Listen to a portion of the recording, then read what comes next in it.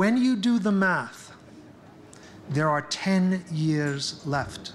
If we continue on the path today, all of those elephants will die within a 10-year period. We're here today at the Rocky Mountain Arsenal National Wildlife Refuge to crush the entire United States stockpile of confiscated ivory. Why is it important that the United States is destroying ivory? The value of this ivory is worth far less than the value of a beautiful animal living in the wild. The purpose of this event today is to send a signal to the world that we need to crush illegal wildlife trafficking in ivory. What happened today was we pulverized 6 tons of ivory.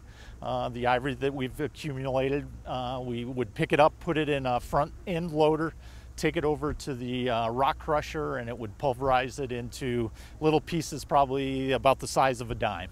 Well, we've been preparing to destroy the 6 tons of ivory since February of this year. With the Fish and Wildlife Service, there's been over 100 people involved in setting up this event. This is a pretty historic event for the United States Fish and Wildlife Service. Coming here to Colorado to see the crush is incredibly moving and inspiring for me. It's not just elephants. It's not just those wonderful, charismatic animals wandering across the savannah. It's about our heritage. It's about our identity as Africans.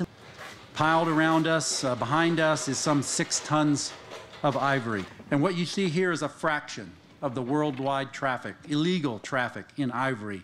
Global demand for ivory is soaring. When people say to me, well, why would you crush that ivory? Doesn't that mean that those elephants died in vain? I say to them, no, that means that we are saying to these elephants that died, we are going to make sure that your offspring can live. That's what today means. Ivory belongs to elephants. It belongs to elephants in the wild. Everybody look at wildlife as it's free. I can exploit it, I can use it. Either to put our time and effort into saving elephants, stop them from being killed, or put our time and effort into trying to regulate a market for ivory that has proven impossible over the years.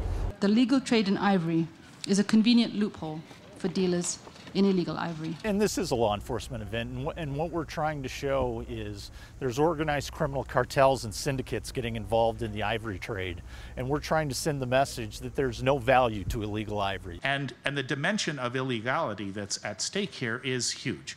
The increasingly sophisticated international organized criminal syndicates that are engaged in wildlife trade are a major threat, not just to the conservation of species, but to international order and to national security.